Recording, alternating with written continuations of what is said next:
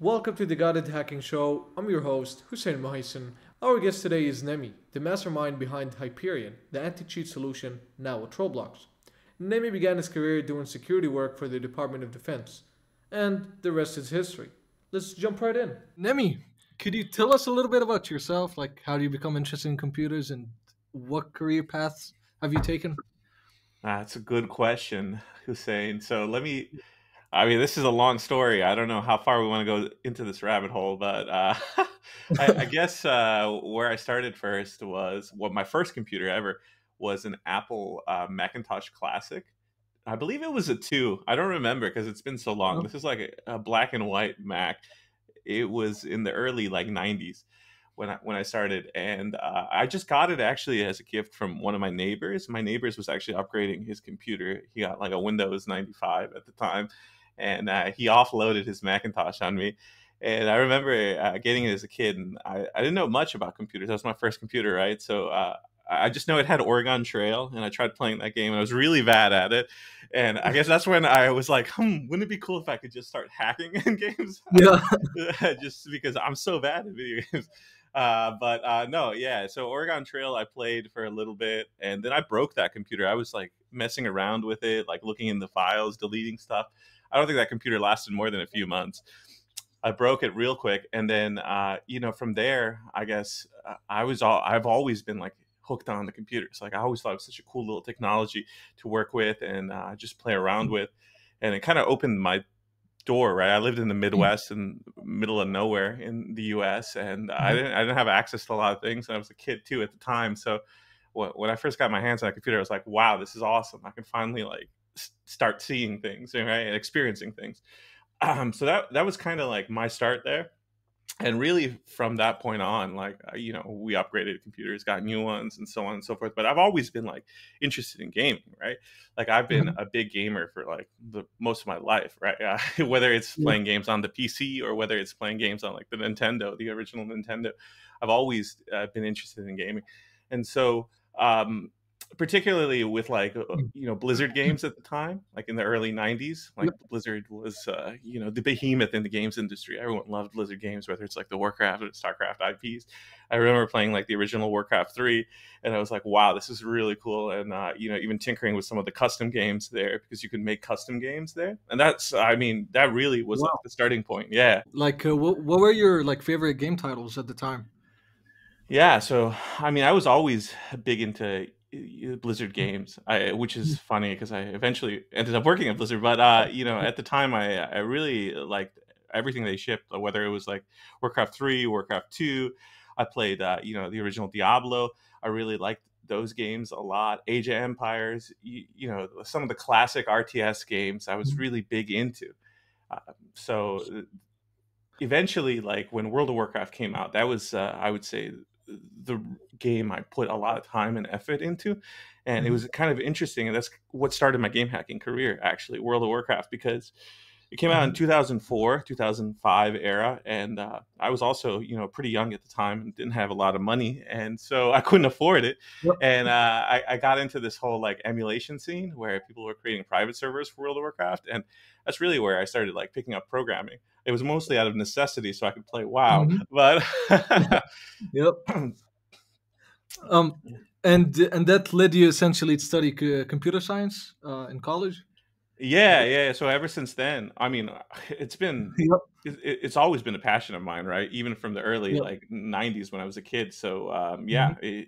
that was where my heart was. I knew I wanted to do stuff with computers, whether it was like video game development or security.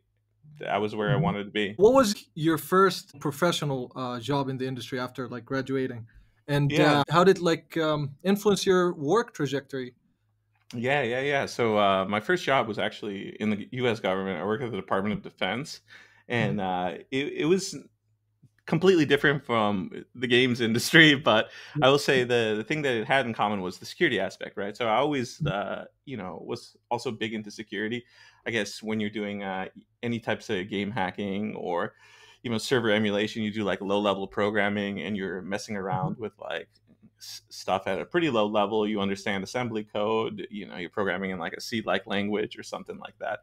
And working in the government, I had that like bit of security there, that I was able to Mhm. do these interesting security problems, these security challenges, and really, I didn't stay long. I knew that, the bureaucracy of the government is not where I wanted to be, even though, the people there are cool, and, so some of the stuff at the job was interesting, but ultimately, that wasn't where my heart was. My heart really was over in the games industry. Like, I was a lifelong gamer, right? This entire time. And I really wanted to stay in games. So I applied to a bunch of companies, and I applied to probably five or six, maybe even 7 or 8 different games companies all over the US. And there was only one company that got back to me. So all the others said Oh, no. But the only company that gave me a chance was Blizzard Entertainment. So oh, wow. yeah, it was kind of funny how, I started really becoming a gamer on Blizzard games. And then, here I had the opportunity to work at Blizzard. My first job in games was actually not even in the anti-cheat or security field. It was actually focused on, funny enough, it was focused on just quality assurance. Like, I was a test engineer. I wrote automated tests to help, test all these different edge cases for games and software that Blizzard was shipping. And I wasn't doing that type of work for long at Blizzard. I only did it for a few months because I had eventually met some people on the Overwatch team, which was internally Team 4 at Blizzard. And the Overwatch team was shipping, obviously, this new FPS shooter, right, and a completely Yep. new IP. Yeah. And so I had my chance. I had my chance to like hop into there and work on some of the security aspects, because I had shown interest that I wanted to Mm. do more security related work in gaming, and they gave me a chance, right? Like, and I'll always be thankful for Blizzard for giving me a chance. It's like you pivoted from quality assurance to essentially working on game security. Yeah, it was Yeah. fast. It was like 2 3 months. When I had gone through the interview process, I'd always like wanted to work on in the entry side of things, because previously I'd worked in security, right, for the Yep. Department of Defense, and I just kind of wanted to stay there. I liked security, but I also liked video games, so I wanted to do both. Mm. It's like, how can I Yeah. get the best of both worlds? And it was this anti-cheat aspect. Yeah, indeed. And like you started working on anti cheat for Overwatch. Yes. Yeah. Yeah. That was the first game, and probably actually the only game really at Blizzard that I'd worked on before I started my next stint at Riot. But yeah, that was just sort of happened to be the case because Overwatch was shipping around the time. I had known about Overwatch because they had publicly announced it at BlizzCon like the year before, but it was such a cool opportunity to actually work on the team, during the early stages before it was out to players, really, and have some sort of like control on how some of the game was being designed to be a little bit more cognizant Mm. with anti-cheat, develop some tooling, harden the binary, and that's yeah, it That was a really cool experience being early on in game development. It was quite interesting to finally see the other side of the equation, right? I'd been a gamer, and now I got to work on making games. Yeah. that's really nice. And before like we talk about what Byfron is and all that, I want to know, and I'm pretty sure the viewers are curious, what led you creating Byfron?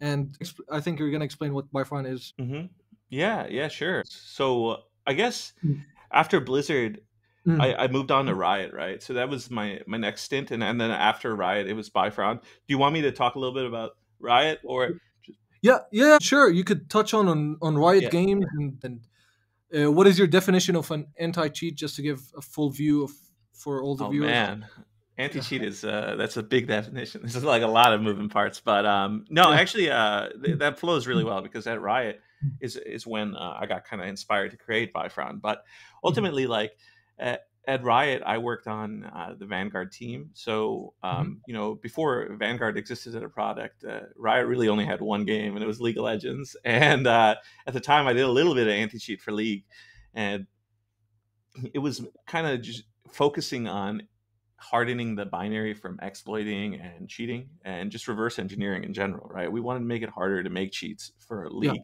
just like even in Overwatch. That's what I did at Blizzard. Mhm. I had a little bit of an advantage at Blizzard because Overwatch was on a completely different game engine. It was in house. It was new. No one had seen the product, so adding like early binary hardening anti-tamper technology to Overwatch was Mhm. pretty useful because I remember when Overwatch launched, a lot of people were having troubles getting through some of the protections that I wrote, and it was just good timing until eventually, people understood it, and it just took them time, right? And like I said, when I started at Riot, it was kind of doing more of the same, but for a different product. It was League of Legends. And at the time, we knew that there were other parts of Riot working on games, like other games. We wanted to put the S inside of Riot, so that way we had Riot Games, not just Riot Game. But one of the games that was being worked on at the time was Valorant, right? And so Indeed. with that game, we knew it was going to be a tactical FPS shooter, and it needed a high level of security, right? So that's when Vanguard really started coming out. It's like, how do we design a modern day anti-cheat that can address all the security threats that we see today and give us some ability to react in the future, right? So because of that, like, we knew we had to do a kernel mode driver, we had to do all these things, we had to check all these boxes, and so with Vanguard there, and obviously the launch. I don't know how much you're familiar with the launch and how much you've been tracking it, but it was rough times actually when we first launched Valorant. There were some obviously software compatibility issues with Vanguard. People were worried about this like China link that we had, and Oh, all of this. Like some of it wasn't completely founded, but there were obviously some mistakes that we did too, because shipping code that you've only been testing on a handful of computers, less than 100 machines, right? And now yeah. shipping it worldwide on millions upon millions of computers meant that you had to pivot quickly and fix problems, and change things up too, right? So it was a stressful time, but Vanguard had shipped, and things were pretty good. And after that, I was thinking, like, what's next for me, right? Mhm. Like, that was the part where I was really trying to figure out, what do I do next, and how do I make a bigger impact in the gaming industry? Because I do care about anti-cheat, I do care about competitive integrity, and I wanted to provide similar types of like services that we had at Riot to the rest of the gaming industry. And so me and actually my co-founder at the time, Clint, who worked with me at Riot, we both left Riot to start Byfron. But before we did that, we pitched to the Riot senior leadership, so the Mhm. C levels at Riot, to actually productize some of the stuff that Riot was working on. Like, wouldn't it be cool if we could sell Vanguard, or the anti-tamper that we had inside of League of Legends, or any of the other stuff that we were doing at Riot? Wouldn't it be cool if we could sell that to the rest of the gaming industry? And at the time, Riot wasn't interested, and I don't blame them, because it is obviously a competitive advantage. And on top of that, it's also one of those things that probably doesn't make a lot of money to Riot, because Riot is a Yeah. multi-billion-dollar company, and making at best a few million is nothing for Riot Games. No. It's just a massive risk, right? They can make more in a skin sale. Yeah. uh, so because of that, like, I didn't feel like I could grow as much as I wanted to at Riot, and Mhm. so yeah, that's when I left and I started Byfron, and Byfron was this anti-cheat company. We wanted to provide a bunch of different anti-cheat tools to the rest of the gaming industry, and in reality, like, Byfron was pretty short-lived. It existed for like a year, so we didn't get a chance to make all of these awesome tools. We really only made one thing, which was this user mode anti-tamper tool, this binary hardening tool that made it harder to reverse engineer the game, protected it from tampering, like it could detect different types of code injection into the process. And the cool thing about that was, like, everyone had been focused on kernel mode anti-cheats in the gaming industry, and we tried to do something a little different and try to do as much as possible in user mode, right? Well, we have a lot of restrictions in user mode, but we try to Yeah. do everything as much as possible in user mode, just to see where the limit was. And we created a product there called Hyperion. It ended up going inside of several AAA games. We were in different companies in the industry, and then Roblox came and acquired us, really. And now I'm at Roblox. I'm working on anti-cheat at Roblox, and it's kind of my career path. I know it's been a long one. I feel like we've been on question one for a while, Yeah. but yeah, Like doing what you love, make a lot of money out of it, and actually create an impact, just like what you did. yeah. And like, how do executives like in the gaming industry view the concept of anti-cheat? Um, Yeah, so I mean, I think it's changed over time. Like, in the early stages, I don't think anyone took it seriously, right? It was kind of slapped on, half-assed, right, in a lot of Yeah. ways. And now I think people really see how important it is, especially that games have moved away from like selling a single product every year, right, to like this lifelong game as a service type model where you have updates all the time. Maybe your games are free, maybe you monetize through skin sales, right? And with these types of games, longevity really matters. Like you want the game to be like this very popular thing because most of your players aren't monetizing, and in order to keep the game Mm. profitable and also people interested in playing the game, you got to make sure that there's not a lot of cheating in the games. So when games really swapped over to this games as a service model, I think that's when the gaming executives really started taking anti-cheat seriously. And you've seen a lot of companies work on their own in-house anti-cheats, right? Like whether it's was it the EA team working on their own internal anti-cheat for their types of games, or even the Call of Duty team, right, with Ricochet and Activision working on their own in-house anti-cheat. I think a lot of people have seen, you know, the importance of building your own solution and making an effective anti-cheat solution to ensure that your games can withstand the test of time in a lot of ways, right? It's like there was this switch where suddenly like companies started investing in anti-cheat solutions internally and building out these teams. And I think just like you mentioned, it's the different models that appeared. A common question that cheat developers commonly ask, instead Mhm. of like developing their own cheats and making money out of that, how can like they pursue a professional career and get started? Like how many opportunities are generally available? You know? Yeah. I mean, there's a lot, especially nowadays. I feel like Mhm. everyone and everyone's doing their own anti-cheat, right? So, you have teams Yeah. everywhere across the gaming industry. Choose a game company, they'll probably have some sort of security effort, and a lot of times they'll have an anti-cheat team. Like for example, I know the Riot anti-cheat team is 30 people strong, right? That's like a pretty good size anti-cheat team, and then there's a lot of different people, not just engineers. There's data scientists, there's management folks, Mhm. there's product management. You need a lot of folks to run a successful effort. And so when it comes to specifically like trying to pivot your career from like more of an attacking perspective to a defense Mhm. perspective, I think the most important thing is obviously having the skill set and understanding the problem space, which a lot of game hackers already do, right? Like I've seen such amazing work from a lot of game hacking folks, Mhm. Yeah. whether it's on unknown cheats or guided hacking, right? Like you see some of the stuff that they put out and it's like, wow, this is amazing. Like, some of it's even more technical than what we're doing, right? On the Totally defensive agree. side. And so, a lot of these kids are very, very, very, very talented. Now, it's just like, how do you take that passion and pivot it for good? And so, being in the defensive perspective, I think it's a lot harder than offense because, it just takes one vulnerability that the defensive side or the offensive side can exploit to get through your defenses. Mhm. And so, with that, there's like a new set of challenges and also the scale that a lot of game companies operate at. We're talking like Roblox has 80 million daily active users, right?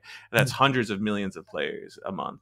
And with that, like we can't afford to, I see a lot of game hacking folks. They're like, oh, we can only run this specific version of Yeah. Windows and maybe with this like specific hardware configuration. And so making sure that you can create products at scale is a very important piece of this equation because yeah, you're playing on a vast variety of machines all over the place with different specs, different regions.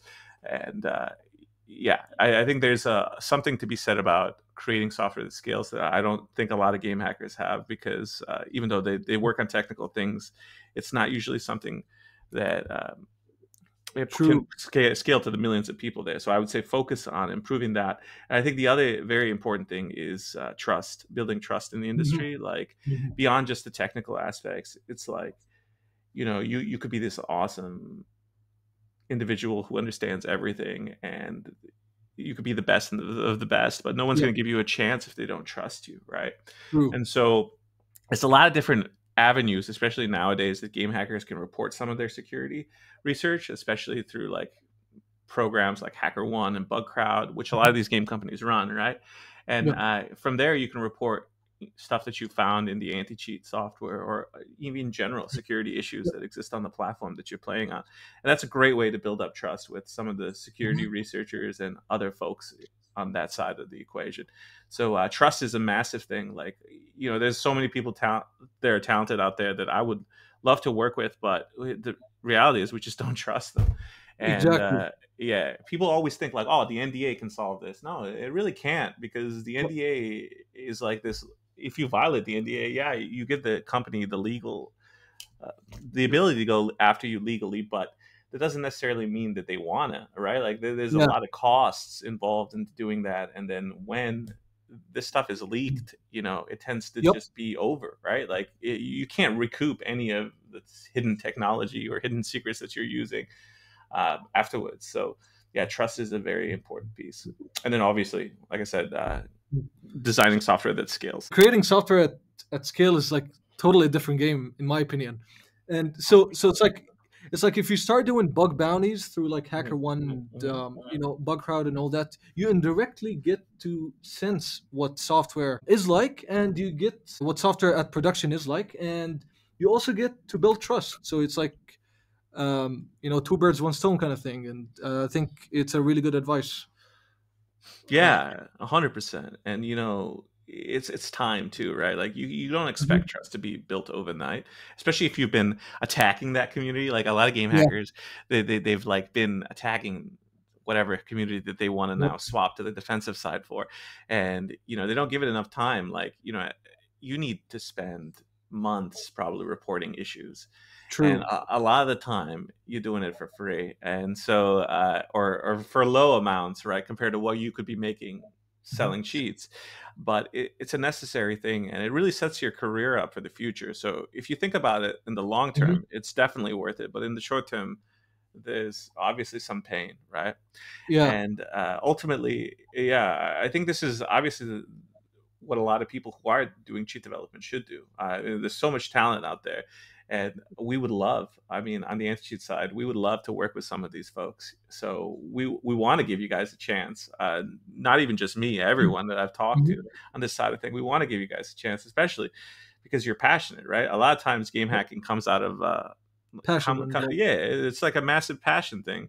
Everyone loves it, right? Everyone loves what they Mhm. do, and then maybe money gets involved, right? Because they're starting to make money, Exactly. and they're like, wow, this is great, and they're earning Mhm. cash. But it eventually all comes out of passion, and so we want to work with people who are very passionate. And yeah, that's That's such an so important good. piece, such an Mhm. important piece. Yeah. Totally agree. What do you generally think of the payouts? Are like they fair enough, or like Well, on what do Hacker you? One, Yeah, or through HackerOne. Yeah. yeah. I mean, they're terrible. I mean, what can I Mhm. say? Like, Mhm. we've tried to improve it on our end, on the Roblox end, but Mhm. there's obviously a lot of internal Mhm. Yep. politic Yeah. into to make sure that it's equitable across all the different types Yep. of security reports. But in general, I don't think Hacker Mhm. One or Bug Crowd or whatever type of research that you do, security research that you do, pays out for Mhm. relatively fair to what like the exploit or the vulnerability costs. And Yeah. that's unfortunately the nature of it. Like even just beyond the anti-cheat, if you look at it, like people are True. reporting 0 days in like core components like browsers, Chromium, Yeah. or Windows, and these things don't pay True. out too much if you go directly to those companies and report them, Yep. compared to what you could get if you sell it on the third party dark market, right? What people have to understand is like it's not just about making the money there. It's about like building the career and building the relationships that can then set you up for the rest of your life. So while yeah, like I mentioned early on, short term you'll definitely take a hit compared to game hacking, but if you are persistent and you keep it going, people will give you a chance. And it's a great resume builder because you can put it on Mhm. your LinkedIn. You can even share a lot of it. Most of these game companies will let you create a blog post or do something Yeah. after the issue has been fixed. So that's a good way to build up your own brand. I know a lot of game hackers are starting to create like blogs nowadays where they document all these security things, and I think that's so important because when you're looking for a job and you can point to stuff that you've done, and you can point to like technical write-ups, and maybe Mhm. even share some of these reports that have paid out, uh, yeah, this is Yeah, huge for you. It's huge for yeah, your career, and it sets you up for the future. I totally agree. I've done a lot of stuff that I gotta start, documenting and writing some blog posts about it. To be honest, uh, Now, well, now there's no excuse because you got ChatGPT that can write all of it. yeah, But yeah, no, I understand. Like nobody likes documentation, dude. Not even on this side of the fence. But it's yeah, such a necessary thing. Yeah, like writing these maybe not so fun blog posts, but it's good for you. It's really good for you. indeed. Wait, speaking of ChatGPT and all that, what Yeah. do you think of like large language models, AI, and machine learning in the field of game security? Yeah, yeah, that's something that's like we're looking into, right? But I would say it's early stages. The thing Mhm, is, I don't think that there's a silver bullet when it comes to anti-cheat. We need a mhm, combination of a bunch of different things to be successful. One thing that I didn't really mention so far, but it's something that I've talked about previously, is that at least on my team, we view anti-cheat in like three different buckets or three different layers, right? We look yeah, at it at the prevention side of things, we look at the detection side of things, and the deterrence side of things. Prevention is like your anti-tamper, making it hard to reverse engineer the product. Detection is like your more traditional anti-cheat effort, your vanguards, your battle eyes, your easy anti cheats of that sort. And then deterrence is like, what do you do after you detect them? Do you do like device bans, hardware ID bans? Do you go after them legally? And so I do believe AI fits in one of these components. mhm, It's just like, how do we leverage it? And specifically at Roblox, it's like, well, every game is different, right? Every experience is different.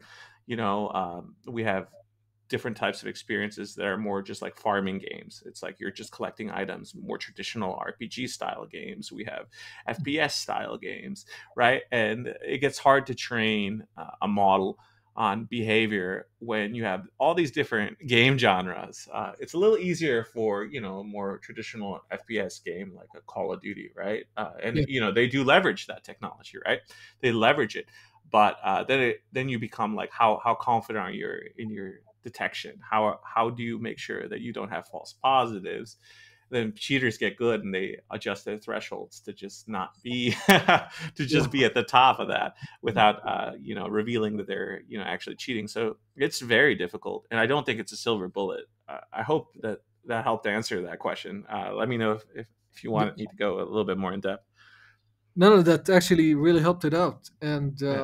I think this might also lead us to the next question: is why haven't we seen any new attempts at competent user mode anti-cheat on the market? Yeah, that's a great one. I mean, from someone who's done it, I don't Yeah, think it's worth doing anymore. No, yeah, doing the user mode anti cheat is very difficult, and the reason why is because you not only have game hackers that you're fighting against, you also have Microsoft too, yeah. that's like closing all of these side channels and all this information that you rely on. Yeah, with that said, like it is just it's very hard to create an effective user mode anti-cheat, and there's a reason why a lot of game companies have been moving to kernel mode.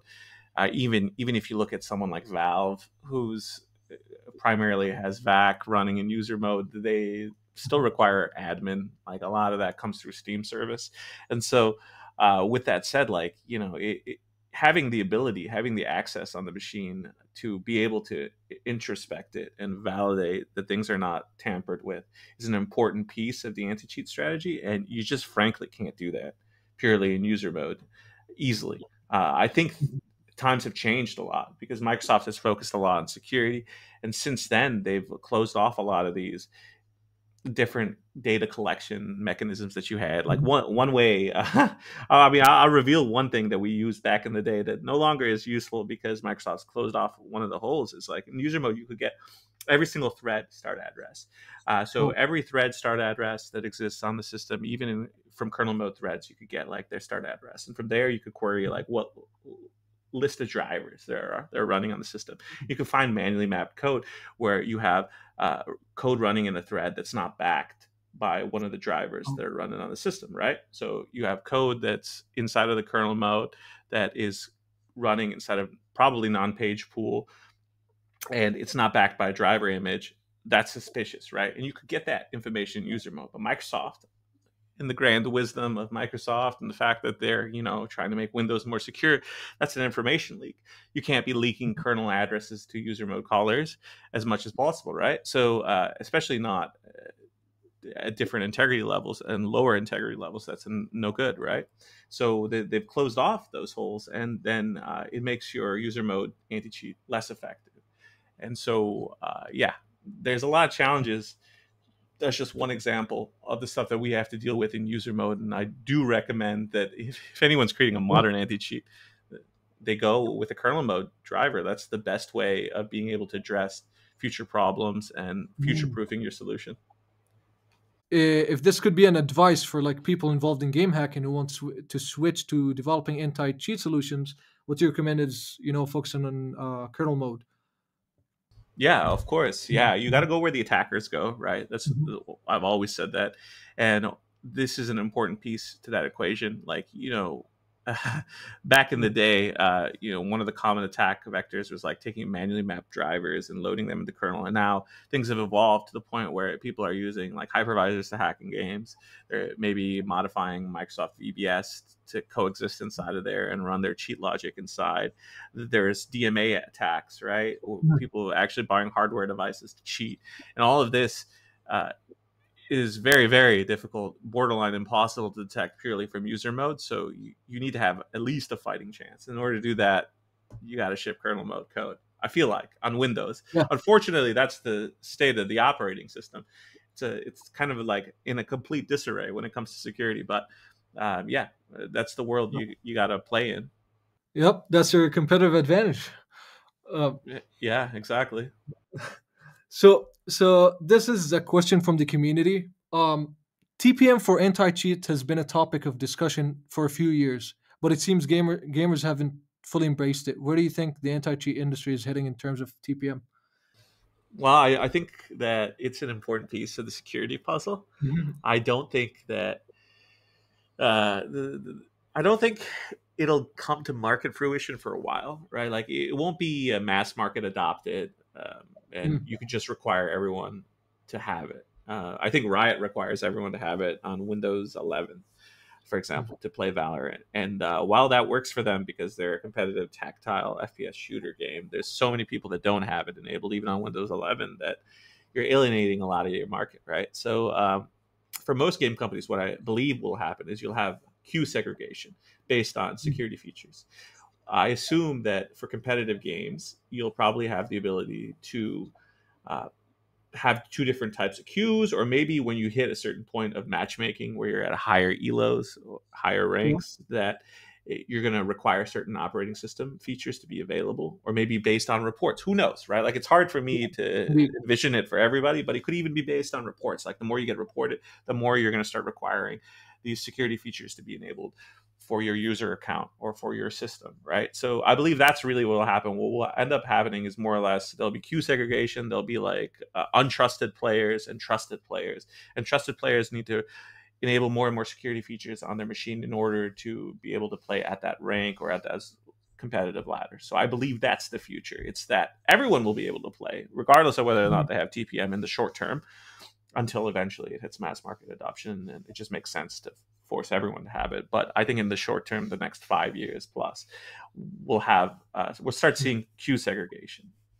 That's my opinion, personal opinion, because this is an important piece. People do want to play games that don't have cheaters in it, and this stuff is a serious thing, and there are people who are willing to adopt these security features to be able to play that, but not everyone will. So you give them the option. It's like, hey, you want to play in this more trusted queue? This is where the real ranked ladder is. Well, you need to have these features enabled. But if you don't care or you don't have the experience to enable it, you can still play the game, right? You can still play the game. Yeah. This actually makes so much sense. I totally agree. We also got another community question from Zeb Lear at Phantom Overlay.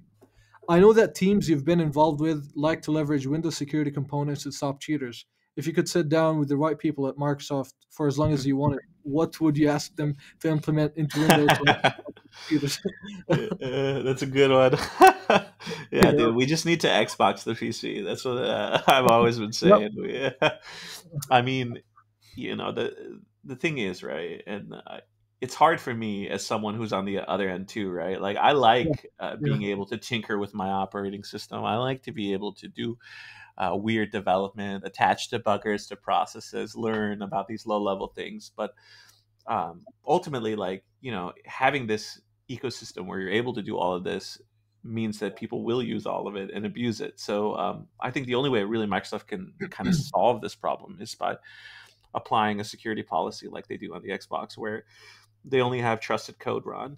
And it's possible that maybe Windows will have two different boot modes, right? You'll have a developer mode where you're able to boot and start using your tools like you normally do, and you're able to do things like you do today. And then you'll have maybe a trusted boot where only a small amount of software can run on the machine, only signed software. Or you want to watch, Netflix 4K streams. Well, you have to be in trusted boot, or something like that, right? So it's beyond just Yeah. anti-cheat. It's also for DRM purposes as well. And I really think that, from the operating system perspective, like if you were at Microsoft, that makes the most sense to do, right? And yeah, I mean, there's no reason why it couldn't be successful, because we see it successful on the consoles. Like they're Yeah. cheating on Xbox and PlayStation while it exists, and it's mostly hardware based. It's significantly better than what we have on the PC. Yeah. And I would look at mobile as kind of a stepping stone too, because there are certain mobile devices out there, like iPhones, that have Yeah. pretty good security posture. And these devices, compared to like Android, for example, that may not have as good Yeah. of security posture because of the vast device ecosystem. Like some devices on Android are way better than others, like Samsung is maybe better True. than a Huawei device, right? So these phones also have, like, this trusted compute, and some of it is really cool tech too. And Mm. Google has Play Attestation API to do device integrity as well. And so I could see also having the same types of trust requirements on the mobile device. And I think things are going to be moving more towards console security, right? Like Yep. across the board. I think unless there's government regulation that happens where Yeah. Apple is forced to open up their app store ecosystem to everybody else, I think things are moving more towards control and trusted devices than not. But we'll see how things pan out. I think the regulation is throwing a wrench into a lot of these companies' plans, and this is good for consumers, right? But Yeah. yeah, it's also makes it really hard to secure these devices, because the more third party code that runs on the machine, the harder it is to secure. Just frankly, that's the big problem today on PC, right? So the less software that can run in this trusted compute environment, the better. And I think Microsoft, if they wanted to lock down the PC, they should approach it the same way as they do the Mm. Xbox. But because I like to use my PC for other things than just play games, it would be nice if it had multiple boot modes, or some Totally. hypervisor that has like a trusted environment, and in an unsecure world, which sort of exists today. But yeah, it's just about running the right apps in the right environment.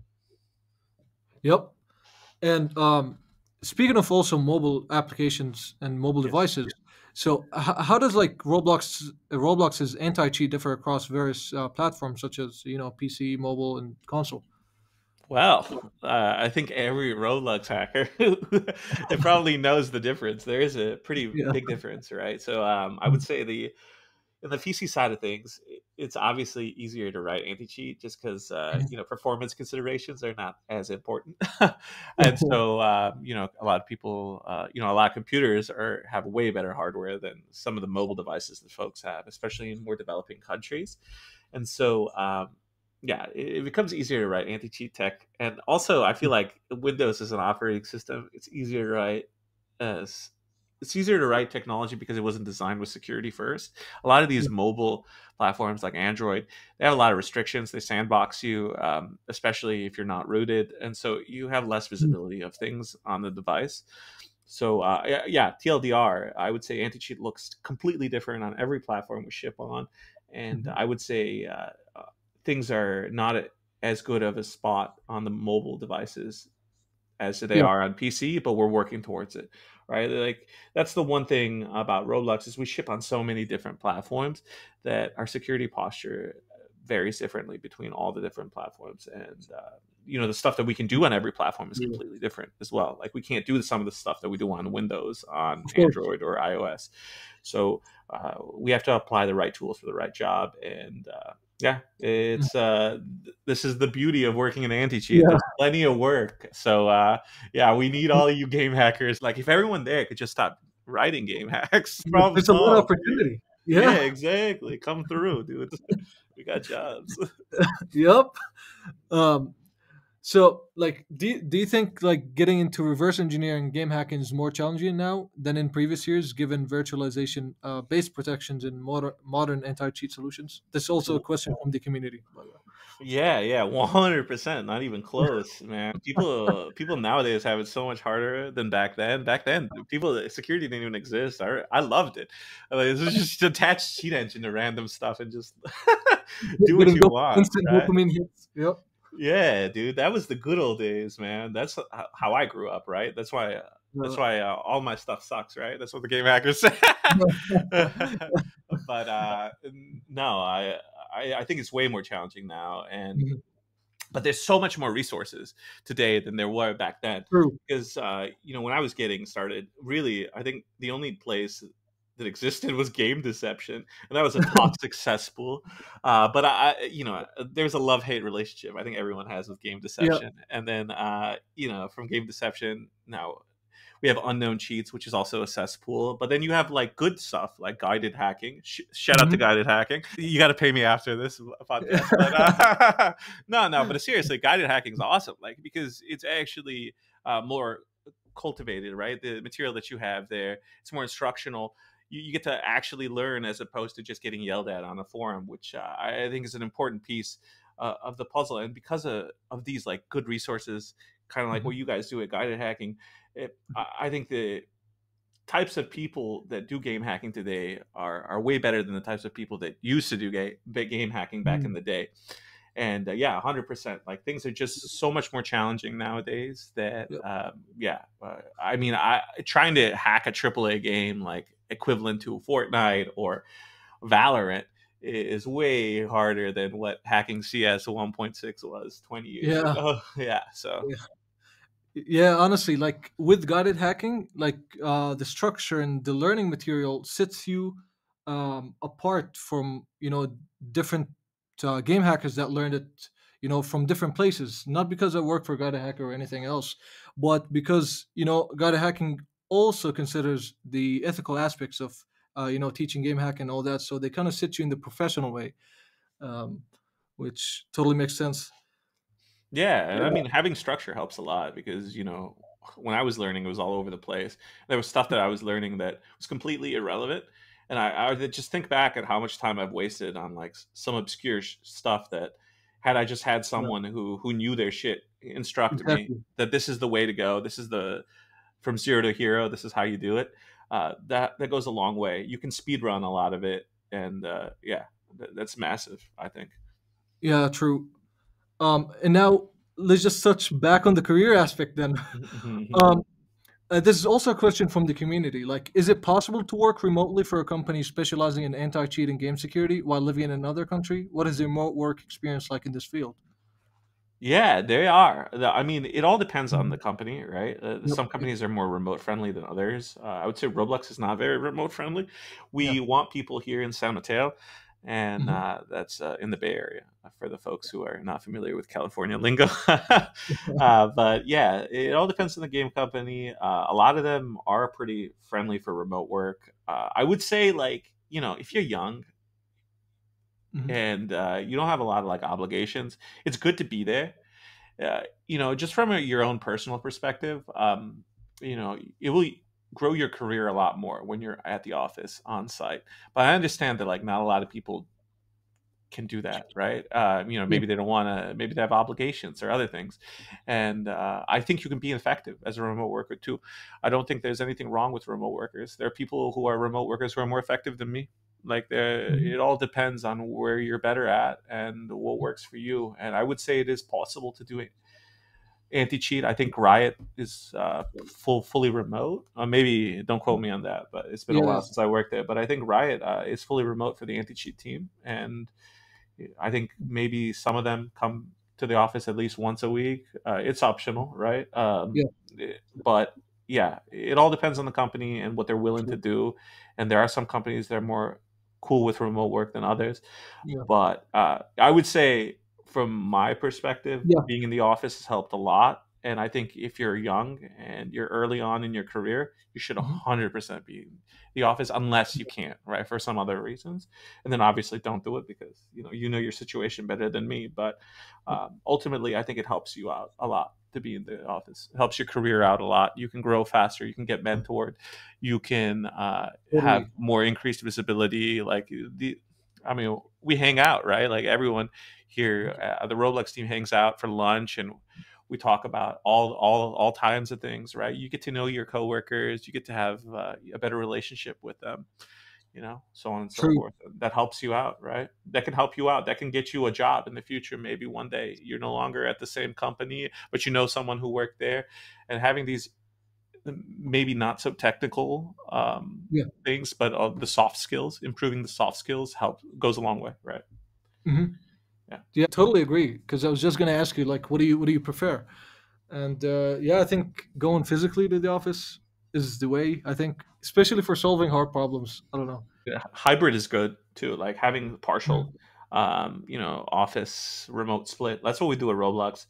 It's not Oh, like you need to be there 5 days out of the week. 3 days is what they recommend. So yeah, that means that Mondays and Fridays I get to still work from home if I want to, or I can come to the office if I want to, and that's very nice too. totally. And to wrap it up, as a former lead software engineer at Blizzard, you Mhm. created hiring challenges to recruit new talent for the game security team. How would you create challenges in like 2025? How would these challenges look like? Yeah, yeah. So 2025. Well, let me think. So, like, one of the things that obviously I would like folks to understand. I mean, it depends like Yeah, what part of the anti-cheat team you're applying for, but I'm going to talk more about traditional engineering because yeah, I think anti-cheat teams now have a vast variety of talent, right? Like we have people who are really good at data and data science and data engineering because we have to collect data and we have to process it. But I'll focus more on the traditional like engineering aspect, and yeah, so having a good understanding of like low level programming, mhm, understanding how assembly works on whatever architecture you're planning on focusing on, whether it's ARM if you're mobile or x86 if you're doing things on the Windows platform, right? PC. yeah, That's a very important piece. You have to understand some basics of reverse engineering. Like you don't have to be this super elite malware hacker, but you should know how programs are structured, how programs function for the operating system yeah. that they execute under that you're specializing in, whether it's portable executable file format on Windows or ELF on Linux. Linux or whatever, right? Dilibs on Mac OS. It doesn't matter, right? You got to Yeah, be the expert. I mean, obviously, you don't have to be an expert. You need to have a solid foundations, right? This is what we would expect even for more like junior developers, right? You got to yeah, have a basic understanding of these things. But obviously, if you're applying on the other end of the spectrum where you're trying to apply for a senior principal level role, you got to be, yeah, the subject matter expert on this stuff. And then beyond that, like there's so much stuff that exists when it comes to like undocumented systems internals that mm, you only get through good low level knowledge on the system that you're operating under. Like you have all these on Windows, you have all these like system calls that you can make that are not documented in MSDN, right? And because of that, like you should have a good understanding of whatever operating system you're working on, true. how it functions at that low level, and what things are available to you, what information is available, what you can do, right? Like what are the limits of this operating system. So I said first, x86, like low level assembly knowledge, ARM based knowledge, great understanding of the system internals and how operating systems work. You got to work well on a team, right? Can't be an asshole. That's like one thing. And Yeah, so like keep your ego in check. I know some game hackers that don't do a good job at that, but true. I would say everyone's learning, right? Even me, like I know I'm not the best of the best, but you gotta always continue to be willing to improve yourself, right? Like you Mm. always have to l- be able to learn, pick up new things. There's always something that I pick up, right? Yeah. So just having the ability to learn and not being an asshole and having good low level system internals will be a massive improvement to you. And so any hiring challenge should take into consideration all of that, whether it's like get them to reverse engineer a mock cheat for a game and then Mhm. make an anti-cheat thing to detect it, right? That could be one Yeah. example of a hiring challenge. Or maybe make a cheat for like a mock game too. That could also be another anti-cheat Solid. challenge. That would also be a good one. Uh, the issue, I think, when it comes to hiring in big companies is that a lot of times these hiring challenges are not as specialized as you would hope that they would be, right? They don't train Yeah. you on just anti-cheat knowledge. They train you on more vast software Mhm. engineering knowledge. Mhm. But at least when I was at Blizzard, we definitely focused folks on more traditional game security stuff. So our hiring challenge was very tailored. And those are the companies that you want to Mhm. work for, not the ones who are going to give you a generic Exactly. software engineering challenge, right? It's the ones that understand your skills, your specialties, and what you want to do, right? And how you can fit inside of this puzzle. Exactly. A lot of companies are missing on that, and they're just failing at creating proper interviews that evaluate someone's skill sets for the job. And Mm-hmm. yeah, I think it's a common problem across the technical industries. I'd say. Yeah, Um, 100%. yeah. Thank you very much for your time, and it was a very great episode. I've learned a lot of stuff. Thank you for joining the show. Yeah, thank you for having me. Honestly, Hussein, it was really good chatting with you. Hopefully, I didn't bore anyone to death.